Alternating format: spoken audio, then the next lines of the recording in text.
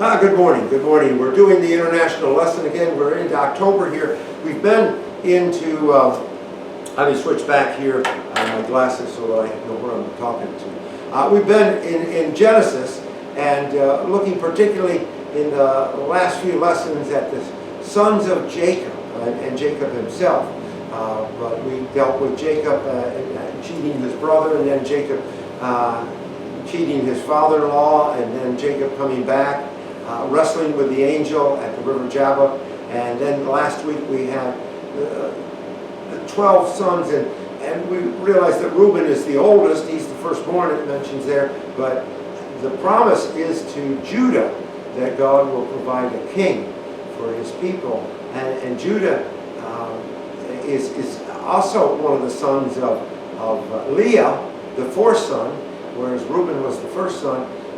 But we would have expected, since it's Joseph that's the favorite of Jacob, and Joseph is the one that takes him down into Egypt, that Joseph is going to be the one that God uses, his descendants, to bring redemption to his people. But that's not what that said. It was Judah that would hold the scepter. So now we're coming into the book of Exodus. We're in Exodus chapter 2 today, and it's the story of the birth of Moses. Moses is of the tribe of Levi. That's again one of the sons of Leah.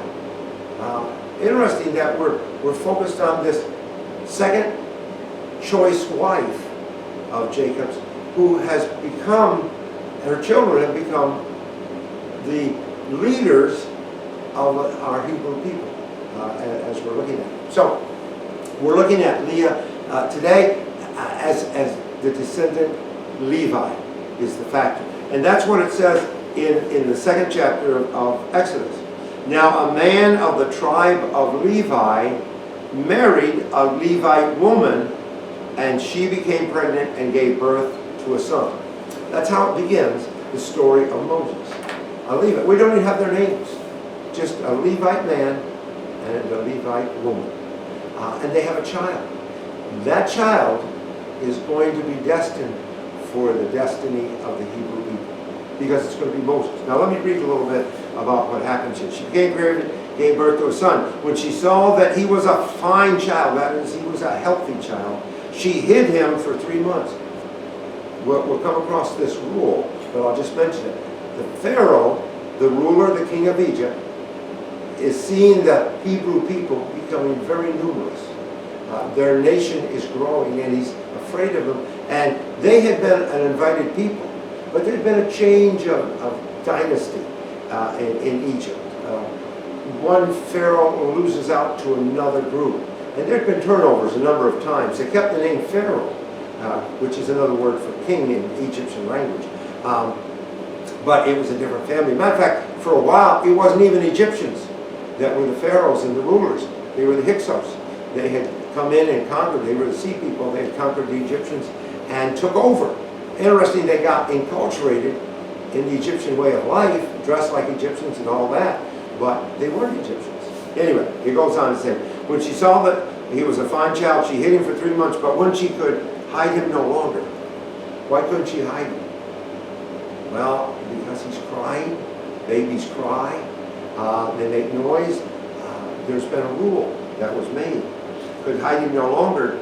She got a papyrus basket for him and coated it with tar and pitch, and then she placed the child in it and put him among the reeds along the bank of the Nile. That's the story of Moses. He's the baby born. She puts him in this little basket that she makes with papyrus, which is a plant that grows along the Nile River. It can be taken and split, cut in half, and they made it into a paper-like product. Much of the Bible was written on papyrus. It didn't have paper back then, so they wrote it on papyrus. So when we translate the Bible, much of it is old sheets of papyrus that were laid and kind of interwoven to each other and then pressed with heavy stones. So they became heavy sheets, almost more like a poster board thickness than they would this paper like this. All right, she puts him in this, pitches it so that it's going to be water resistant, puts the baby in it, and sends him down the river. Well, it happens that the Pharaoh's daughter comes down to bathe. Now, why she would come down to bathe when she would have, obviously, a beautiful bathing area at the palace, I don't know. Maybe she came down to swim in the Nile. Maybe she came down to just watch. But they use the term bathe. So we'll say she came down to bathe. And as she's there, she sees this thing in the bushes, the bulrushes kind of thing. And she says, what is that? And she sends one of her slave girls to get it. And they pick it up and bring it to her. And she looks in, there's a baby. And the baby's crying, which is what babies do. Babies cry. And maybe the baby was crying and that's caught her attention too, although it does say that the baby was crying when she took it out of the basket. But in any event, the baby's crying. And she sees that it's a Hebrew child. Now, babies all look alike as far as I'm concerned. But there was a mark on this Hebrew child that designated him as Hebrew. He was circumcised. Egyptians didn't circumcise. This was a circumcised baby, so she knew it was a Hebrew child. Now, they had made a rule that any child that was born was to be thrown, a male child of the Hebrews was to be thrown in the water. Now, that's back in chapter 21.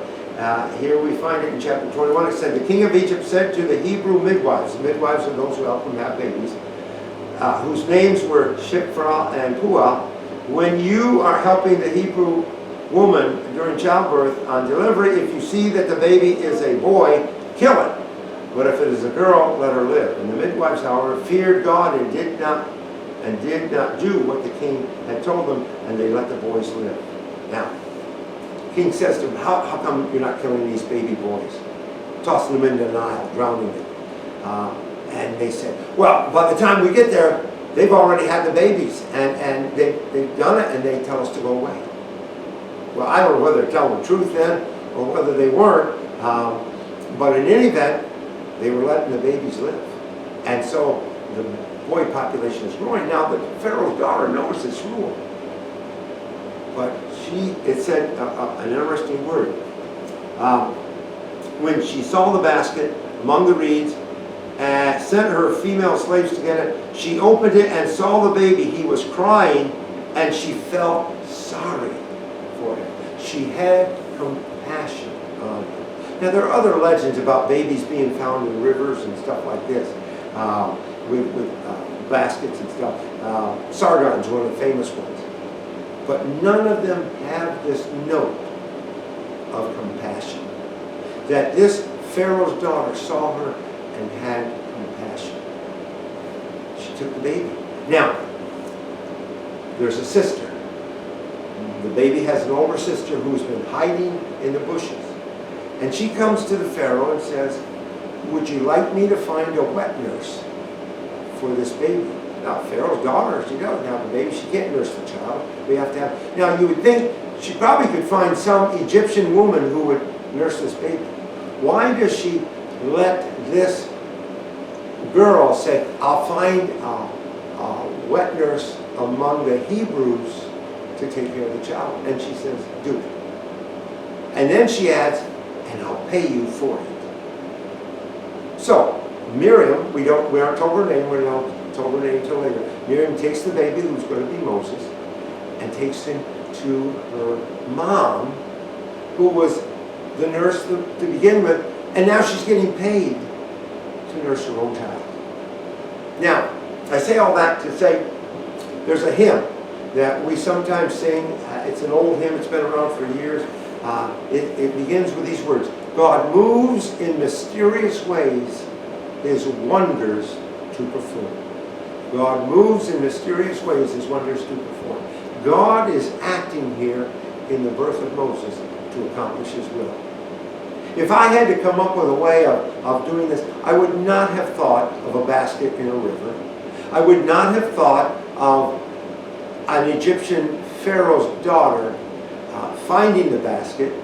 I would not have thought of her having compassion, because the Egyptians really didn't. If you think of all those plagues and stuff, and then coming after the Hebrews, as not exactly the most loving action in the world. The people are saying, you brought us out here, Moses, to get us killed.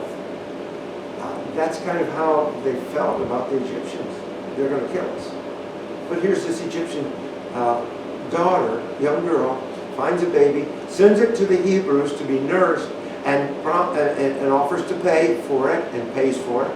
And he's being raised, and the family's being reimbursed for all of it. Now, when the child becomes old enough, and we're going to say probably about 7, because that's the age when in Rome and in other Greek and in other countries, when a boy reached 7, he was no longer to stay with his mother. He was to stay with the men and to become a soldier. So it may be around 7. It might have been younger, but I'm going to say probably around 7, that the mother takes her baby, her child, to Pharaoh's daughter and relinquishes him to her. Now, his education is going to be Egyptian. It's going to be the best education you could get. You couldn't send him to a better prep school than the Egyptian school. His college is not going to be Coombe College in the hills of Kentucky. It's going to be Harvard or Yale or Princeton. It's going to be the best education you could get. And it will be in military science. That's how boys were raised in the Pharaoh's household, in military science. It'd be the West Point or the Annapolis of his time. He's going to get the best education that you could want. God is preparing his leader to lead his people. Now, interesting thing, in the verse, when she names him and says, it says she named him Moses, saying, I drew him out of the water. Now, there's a word, Moshe, in Hebrew, which means son. There was a Pharaoh in Egypt whose name was Tutmos. Tutmos. Now, that's kind of like our word Johnson. Okay? Tutmos means son of Tut. King Tut was one of the great pharaohs in Egypt. Tutmos was his son. Mos means son. Now, this is Pharaoh's son. And that word sounds like Moses. Tutmos. Okay? Now, there's a Hebrew word, Masha. It doesn't sound as much like Moses as Moses does, but it means to draw up. In Hebrew, it means to draw up. Now, there's probably been a play on words here that we have in terms of this.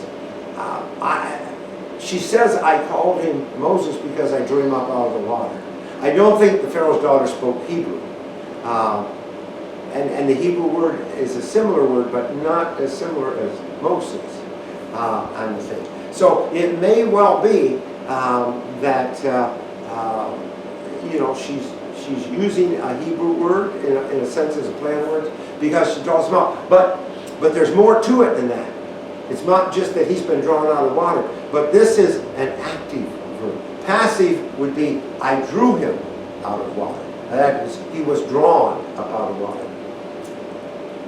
But Moses has been called to draw out his people. And the play on the words is his task for his people. He's been given a birth, and he's been given a training, and he's been given an assignment to draw out his people from Egypt. And when he draws them out, they go to the Red Sea. And he is called to draw his people across the Red Sea. God will pull back the waters, and he will draw his people across the Red Sea. He will take them out into the wilderness, and he will draw them up to Mount Sinai. The prophet Isaiah speaks of that in his own account when he talks about Moses was called of God to draw out his people from the Red Sea and from Egypt. Interesting that you get to Isaiah. I'm trying to spot the verse here in Isaiah where it says that. I wrote it down here, but I can't spot it right offhand. I should have circled it, but it's not there.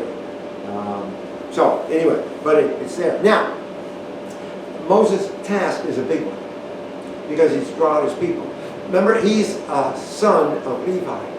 Levi is going to become the temple caretakers when there's a temple, but there's no temple yet.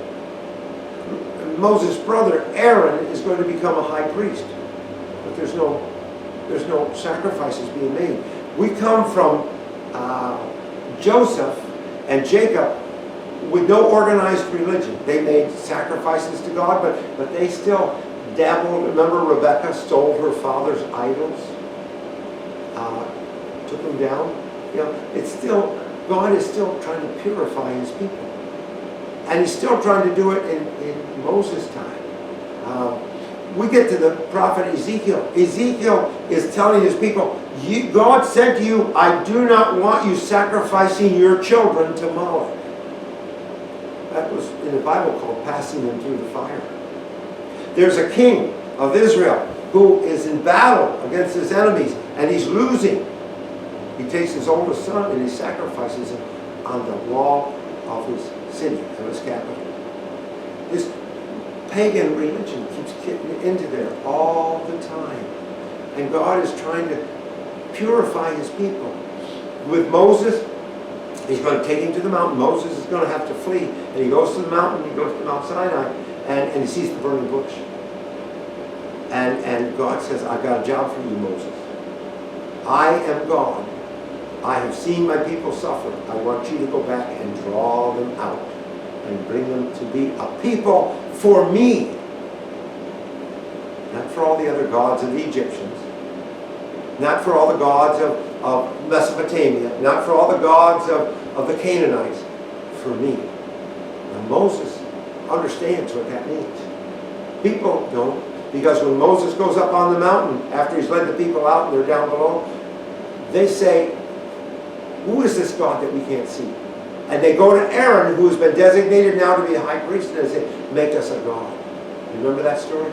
And Aaron takes all their gold and stuff that the Egyptians gave them so that they could live in the wilderness, and he fashions a golden calf. Yeah, the bull. That was a symbol in many places of religion. Not of God's religion. Not of the religion of Yahweh, but of others. So God is still having to work. He's still got a job of purifying. He doesn't have a perfect people. Even Moses is going to sin and lose his possibility of going to the promised land. But he's still God's chosen. Still God's chosen. You think God would be able to find some better. But we're all clay vessels. We're all broken pots. And God still works with us. So, anyway, he goes up there and they're on the mountain and he's working with his people. And Moses says to God, whom shall I say is sending me? Because they're going to ask, what's this God's name? Remember we talked about names last 2 weeks ago when Jacob wrestled the angel. And he asked the angel, what's your name? And the angel wouldn't tell him. But the angel gave Jacob a new name, a different name to live up to. But Moses says, what am I going to tell him is your name? And God says, I've been known as Elohim. That means God of majesty. I've been known as El Shaddai. That's the God of the mountain, the God of thunder. I've been known as El Elyon, okay, the God of the multitude. But this is how you're going to tell him. I am that I am. Yahweh. I wasn't known by this before, but I'm going to be known by this now. And that's when he goes back and tells them. And they're confused. It didn't make sense. I am that I am? Well, what's that mean? It means that this is a God like you've never known before. And he's calling you to be his people. And he still calls us to be his people. Over in the book of 1 Peter, and we're going to have to finish with this word, but 1 Peter, he has this statement, which is a great, great statement. Get past Timothy, Titus, and Hebrews, and then we'll get to James and Peter. Revelation's too far. Fingertips don't work good. I should have put a marker here, but I didn't. James, Peter. Just be patient with me and my fingertips. Okay, 1 Peter chapter 1. He says this. You were... 1 Peter chapter 1, verse 9. Okay. Yeah, verse 9. All right. Because it's not looking like it's right. No, it's not. It's chapter 2, verse 9. Let me get to that. Okay. Let me switch glasses because I'm having trouble seeing here. There we go.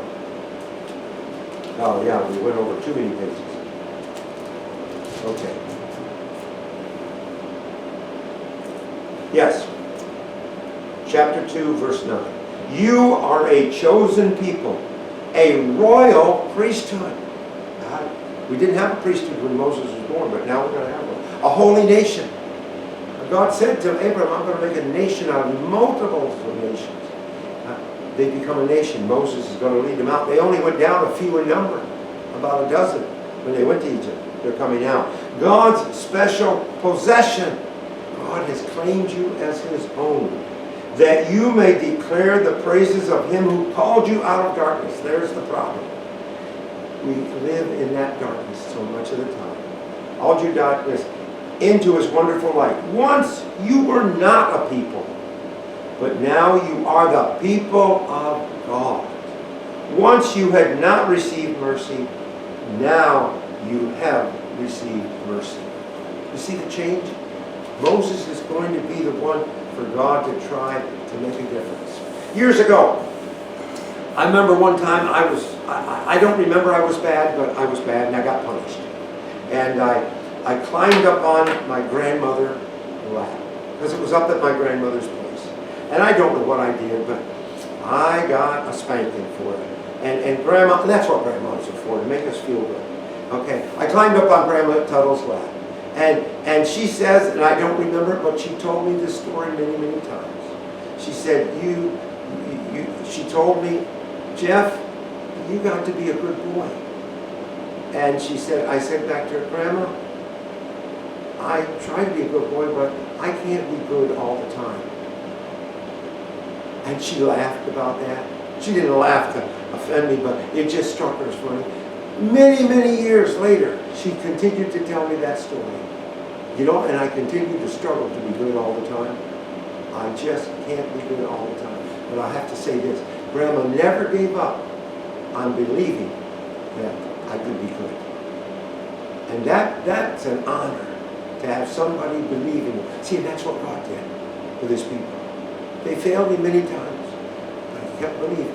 And he kept his spirit there, and he kept working with them to be his people. And that's who we are too. Let's pray. Father, thank you for this day. And thank you for calling us out to be your people. Thank you for Jesus and the power of his grace. In his name we pray. Amen. All right, see you next week.